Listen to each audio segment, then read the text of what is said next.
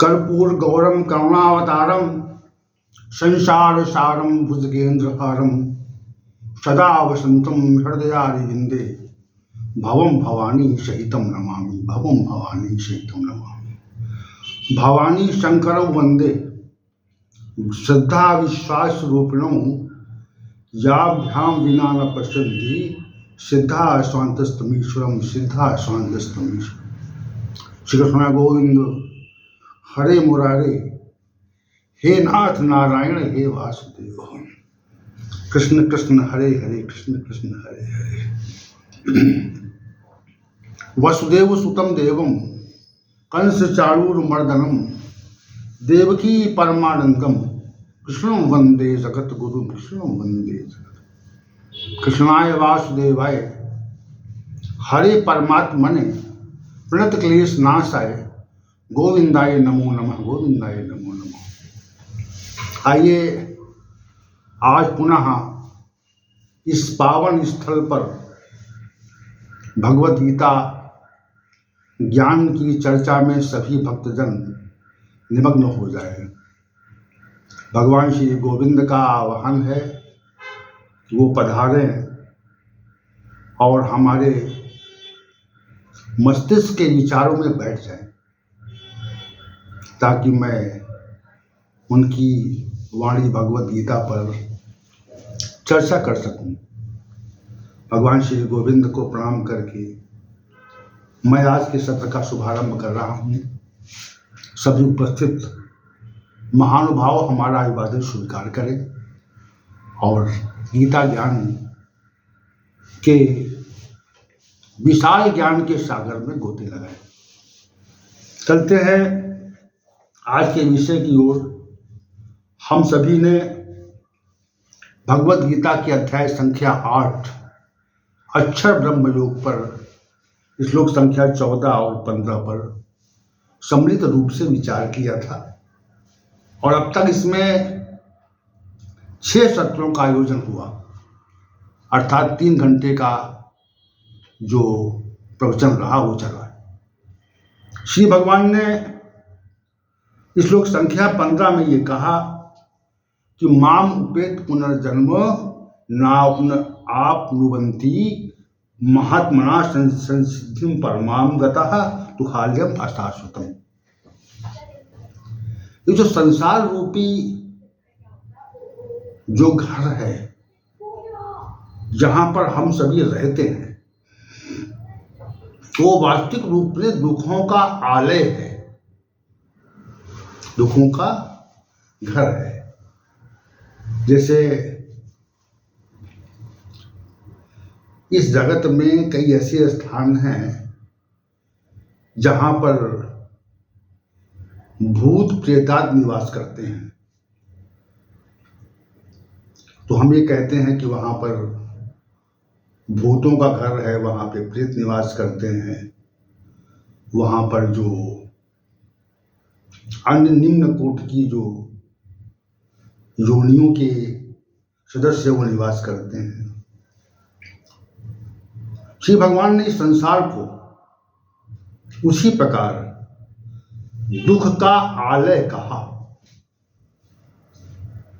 दुख का घर है ये, यहां पर दुख ही दुख है। परंतु हमें कुछ समय के लिए कभी कभी सुख प्रतीत होता है कि भाई सुख है, संसार में हम धन की आकांक्षा करें और प्रयास करें और सुख मिल जाए, सुख प्राप्त हो जाए, और हम संपत्ति की आकांक्षा करें, संपत्ति मिल जाए, किसी पद के लिए प्रयास करें, पद मिल जाए, और हम किसी ऐश्वर्य प्रतिष्ठा ख्याति आदि का प्रयास हमारा रहे तो मिल जाए, तो हमको सुखाभास होता है कि हाँ वास्तव में सुख है। लेकिन जब प्राप्ति होती है तो सुख मिलता है, दिखता है सुख मिल रहा है, लेकिन वह सुख सदैव नहीं रहता। धन यदि किसी कारण से प्राप्त हुआ है और उसका विनाश हो जाए तो दुख है, दुख प्रतीत होता है। वैसे संपदा मिली और उसका किसी कारण विनाश हो गया तो विनिष्ट होने पर हमको दुख का आभास होता है। और चूंकि धन, संपदा, ऐश्वर्य, पद, ख्याति ये क्षण भंगुर है, कुछ समय के लिए है, इसलिए हमको ऐसा प्रतीत होता है कि मिल रहा है तो सुख मिल रहा है, लेकिन उसमें सुख है ही नहीं। और वही स्थिति भोगों की भी है। भोगों से जब संयोग होता है मनुष्य का तो कुछ समय के लिए लगता है कि हमको भोगों से सुख मिल रहा है, परंतु भोग अंततः कष्ट ही देते हैं, क्योंकि राजस का फल दुख कहा गया है, सत्व का फल सुख कहा गया है, और तमोगुण का फल जो है अज्ञान, अंधकार, पतन आदि कहा गया है। तो राजस का जो फल है, परिणाम है, वो दुख है, और संसार जो है वो राजस का ही प्रतीक है। जितना संसार है वो समग्र रूप से राजस का ही स्वरूप है। इसलिए हमको रज से निर्मित जो वस्तुएं प्रतीत होती हैं उनमें सुख का आभास और आशंका तो होती है, संभावना होती है कि मिलेगा, लेकिन जब बहुत विचार करेंगे आप तो वो सुख मिलता नहीं, प्राप्त नहीं होता। तो श्री भगवान ने कहा दुखालयम अशाश्वतम, इस संसार रूपी दुखालय और क्षणभंगुर संसार से वही व्यक्ति मुक्त हो पाते हैं जो हमारा साक्षात्कार कर लेते हैं, क्योंकि जब तक जन्म होगा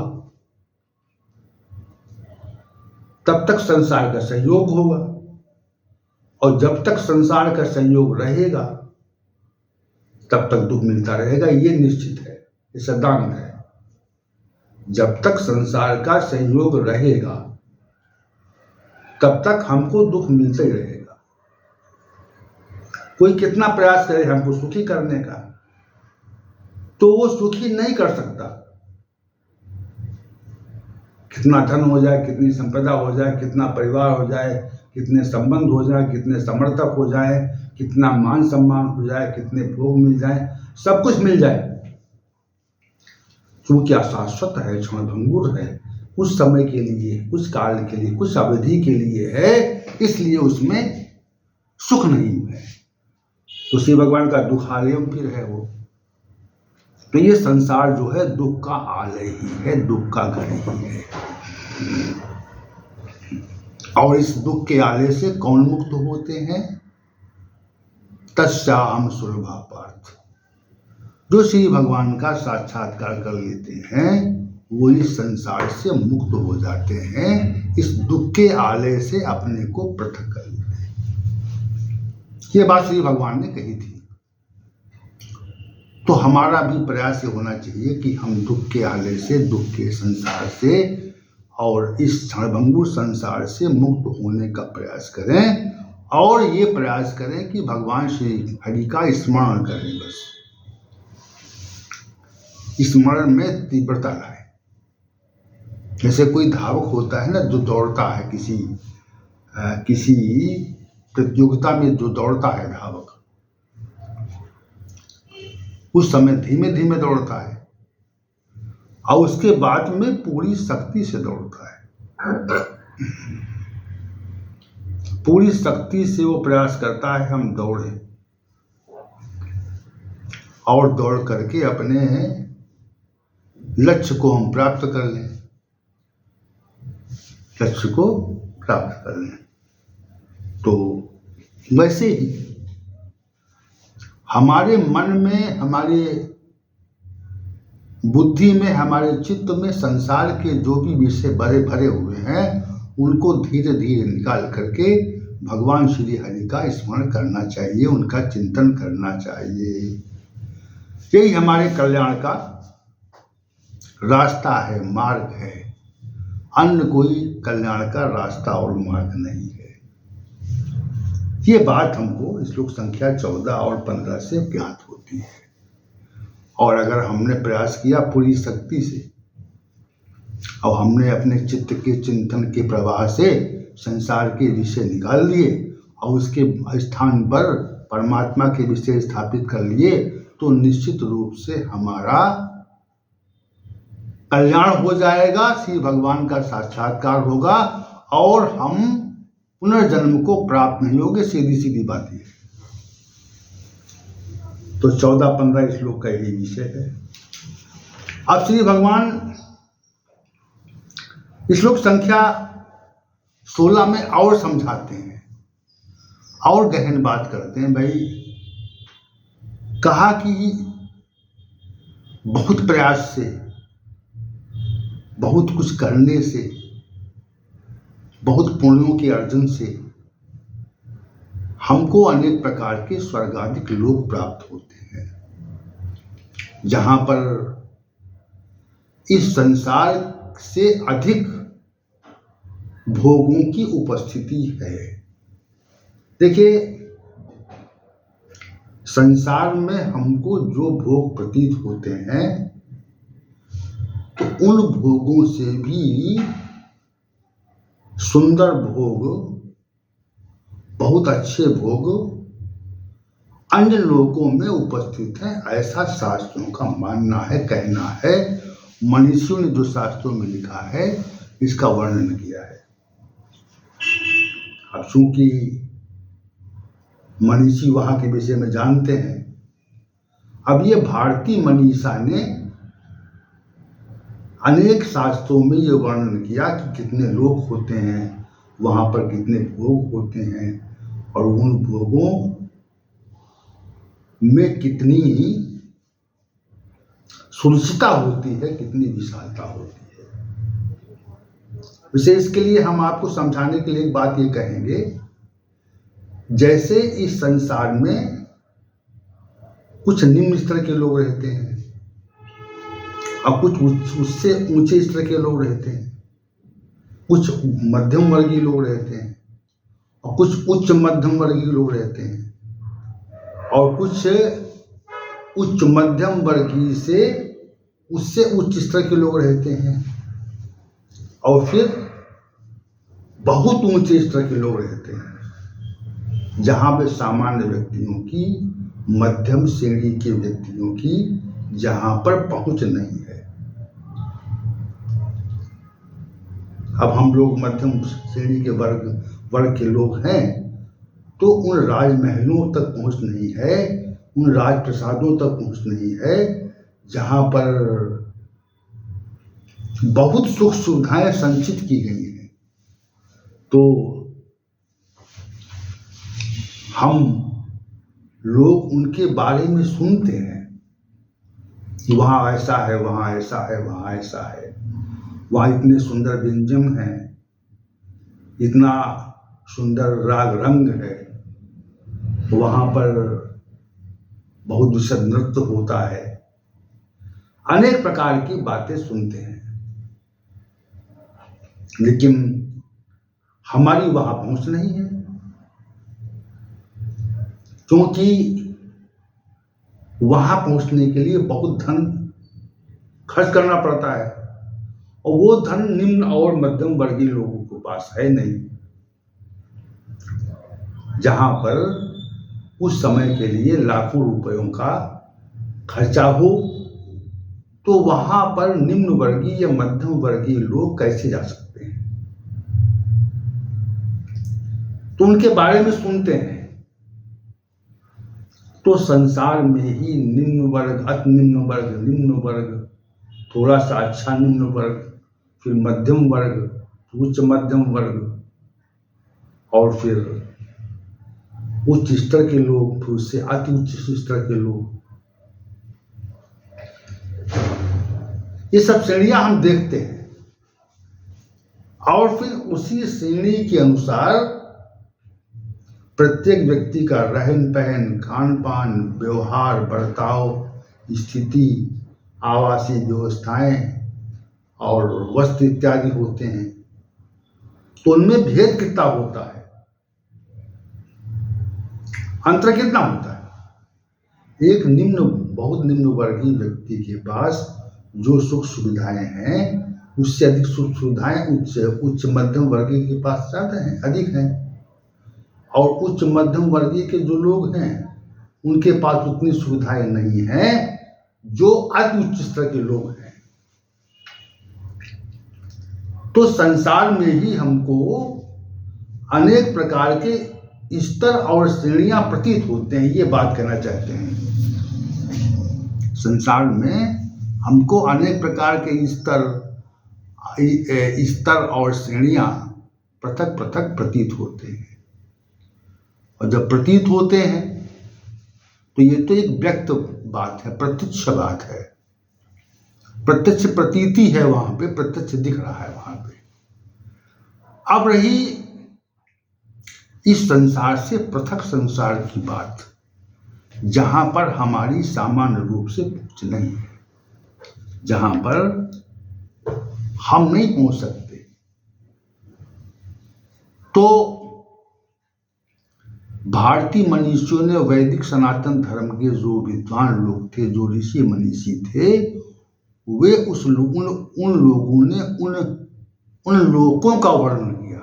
उन महानुभावों ने, ऋषियों ने अनेक प्रकार के लोकों का वर्णन किया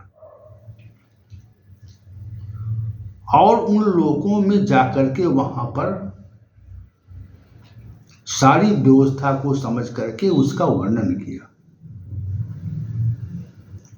तो ये क्षमता केवल भारतीय मनुष्यों में ही रही। हमारे जो वैदिक काल के या बाद के जो ऋषि महर्षि रहे, उन्होंने इस पर अनेक ग्रंथ लिखे। हम खोज करेंगे तो हमारे ऐतिहासिक ग्रंथों में ही बहुत ऐसी स्थिति मिल जाएगी। जिसे आप महाभारत महाकाव्य का अध्ययन करें। उस महाभारत महाकाव्य में 1 लाख श्लोक है और वो 18 अध्याय में बटा हुआ है, 18 पर्व है उसमें। तो जब आप आद्योपांत, आज से अंत तक जब अध्ययन करेंगे आप,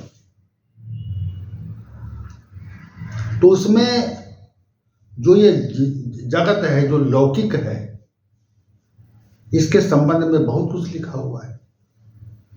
लौकिक जगत के पार जो पारलौकिक जगत है या जो पारलौकिक स्थितियां हैं, उसके बारे में भी बहुत वर्णन किया गया है। वर्णन तभी कोई व्यक्ति कर सकता है जब उसकी वहां तक पहुंच हो। वर्णन वो व्यक्ति नहीं कर सकता कि वहां तक पहुंचे ना हो। जैसे हम अमेरिका नहीं गए या हम विदेश नहीं गए, तो विदेशों के बारे में सुनी सुनाई बात हम समझ सकते हैं या वहाँ के जो चित्र हैं उसको देख सकते हैं। लेकिन चित्र देख करके बिना वहाँ न जाए हुए ऐसा वास्तविक वर्णन नहीं हो सकता जब तक वहाँ हम जाए ना।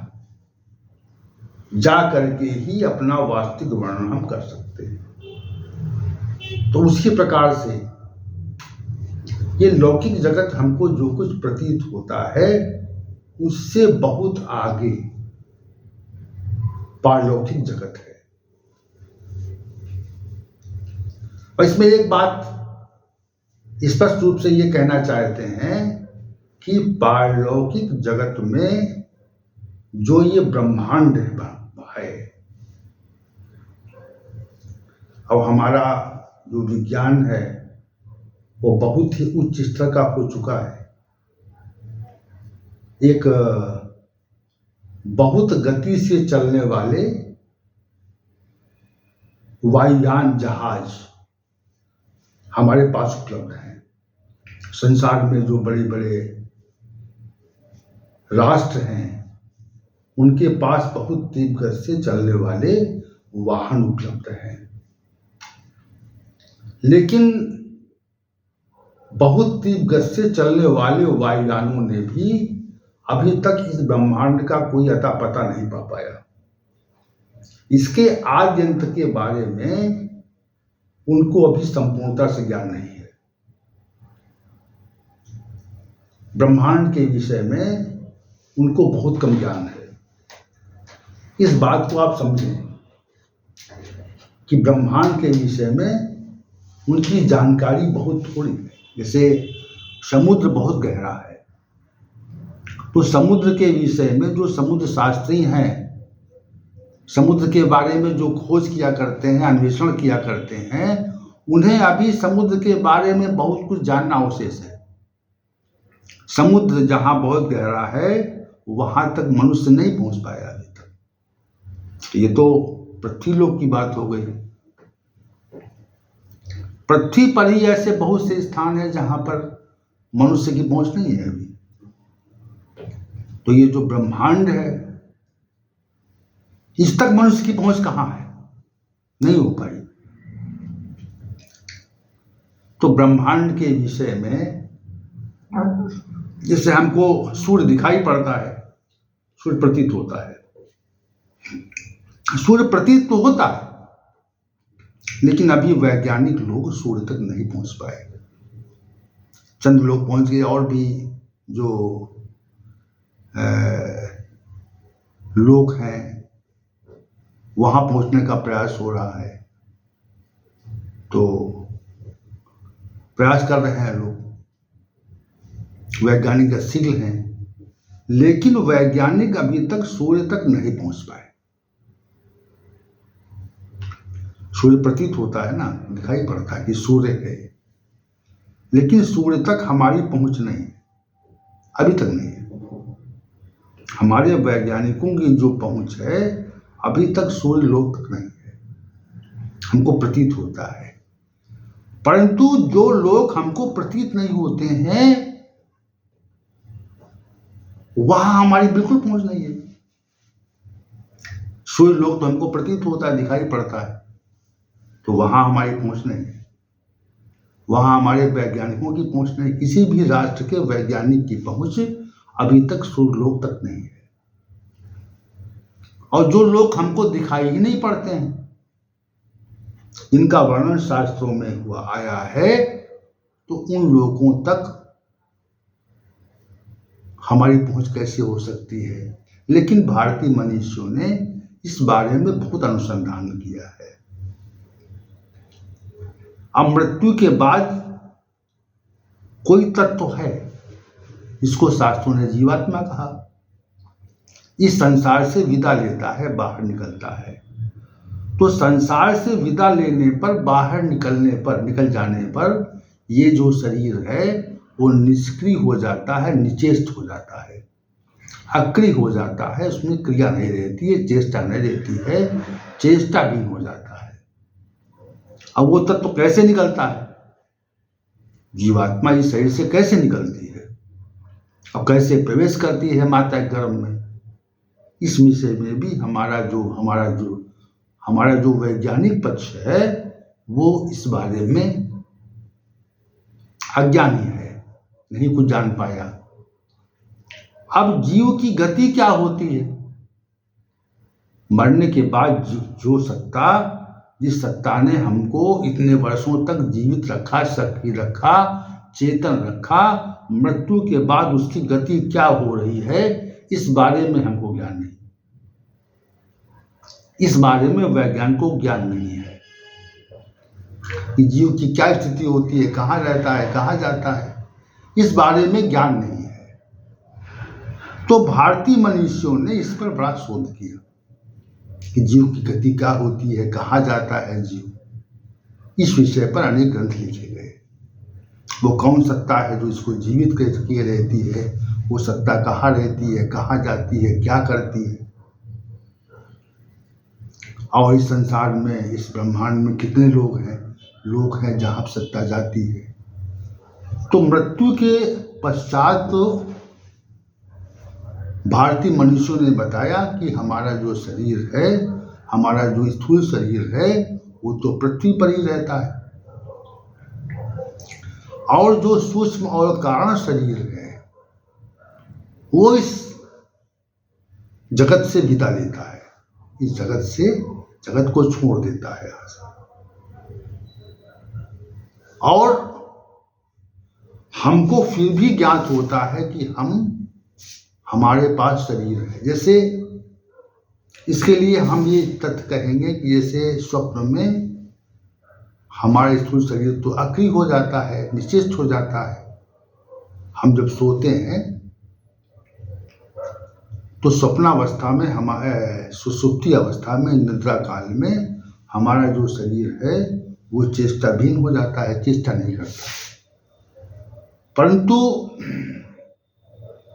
स्वप्नावस्था में हमको प्रतीत होता है कि हम चेष्टा कर रहे हैं। हमारा शरीर भी है, हमारा मन भी है, हमारी बुद्धि भी है, हमारा अहंकार भी है, सब कुछ जागृत रहता है। हम जब स्वप्न देखते हैं तो स्वप्न देखने के समय ऐसा प्रतीत नहीं होता कि जो हम देख रहे हैं वो सही नहीं है, सच नहीं है। सब कुछ सच ही प्रतीत होता है। वहां पर शरीर भी काम करता है, हम बोलते भी हैं, सुनते भी हैं, और बोल सुनकर उसका उत्तर देते हैं, पैरों से भागते हैं, हाथों से पकड़ते हैं, आंखों से देखते हैं। हमारी समस्त ज्ञानेंद्रियां काम करती हैं, मन में विचार आते हैं, उसके बाद में उस विचार का कोई उत्तर पूछता है, उत्तर भी देते हैं। बुद्धि अपना विनिश्चय करती है, अहंकार भी कार्य करता है, हमको अपना बोध रहता है, मैंपन का बोध रहता है स्वप्नावस्था में।